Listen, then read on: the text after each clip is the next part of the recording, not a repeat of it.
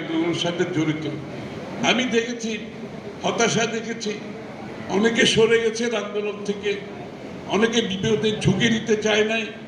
অনেক দল আন্দোলন একেবারে শেষ ভাগে আসছে, এর আগে তারা ঝুঁকি নিতে যখন দেখছে একটা সম্ভাবনা বোধহয় আসছে হাসিনা যেতে পারে, তখনও অনেকে আসছে। আবার অনেকে এক সপ্তাহ 2 সপ্তাহ আগে সুশীল সমাজের লোককে দেখেছি 2-1 সপ্তাহ আগে থেকে রাস্তায় নেমেছে। কিন্তু আমরা সকলকে স্বাগত জানাই, এমনকি যে একদিন আগেও রাস্তায় নেমেছে তাকেও স্বাগত জানাই, তারও তো একটা অবদান আছে।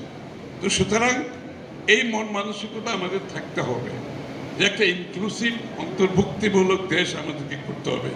তাই বলে আবার সব দলের একই চিন্তা, একই ভাবনা, একই দর্শন থাকবে, যেটা অনেকে বলা বলি করছে, এটা কোনো প্রয়োজন না। এটা গণতন্ত্র।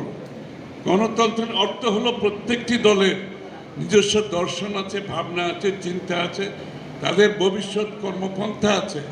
তো সুতরাং কেউ যদি মনে করে সব, যেহেতু আমরা শেখ হাসিনার বিরুদ্ধে একসাথে আন্দোলন করেছি, তাই বলে এখন আমাদের সব কিছু চিন্তা, ভাবনা, দর্শন এক জায়গায় এসে গেছে, এটা একটা ভুল চিন্তা। এই জন্য অনেকে বলছে ও আন্দোলনরতদের মধ্যে এখন একটা বিভেদ সৃষ্টি হয়েছে। আমি তো কোনো বিভেদ দেখতে পাচ্ছি না।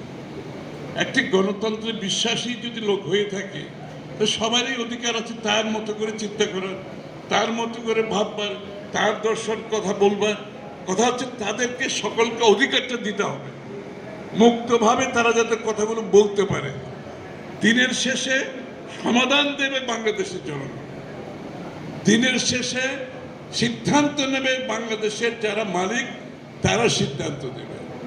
সুতরাং আমাদেরকে বাংলাদেশের রাজনৈতিক সংস্কৃতি বদলাতে হবে, সহনশীল হতে হবে, অপরের সাথে দ্বিমত পোষণ করেও তার প্রতি, তার মতের প্রতি সম্মান জানাতে শিখতে হবে।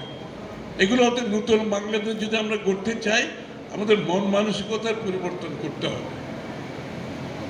এর মধ্যে অনেকে বলছেন, দাবি দেওয়া দিচ্ছেন, এই যে ভাই তোমরা একটু সরকার চললে পরে করতে, আমি ফিলিং এগুলো রাখো, তো এখানে যাচ্ছে থেকে যাও।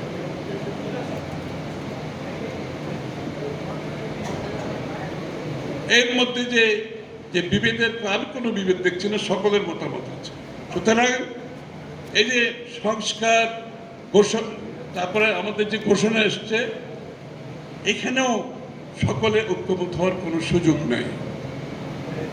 এই যে অনেকে বলছেন কিছু কিছু বিষয়ে ঐক্যমত হতেই হবে, যেখানে ঐক্যমত হওয়ার, সকলে ঐক্যমত হবে সেখানে খুবই ভালো কথা।